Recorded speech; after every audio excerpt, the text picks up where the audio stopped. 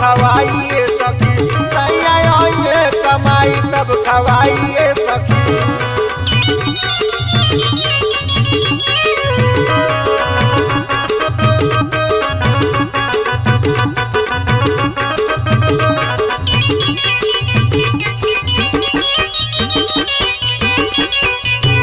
अरे सैया मन भावेला मुरैया के पनिया, दाल भात संगे खाले धनिया के चटनिया।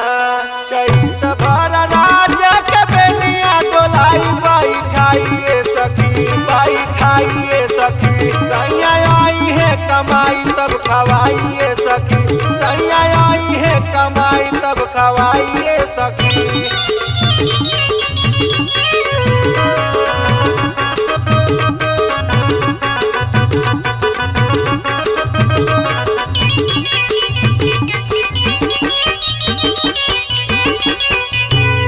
चैत भर भतार मोर घरवा हो रही है, राम अवतार राकेश हाथ हमरा खई है।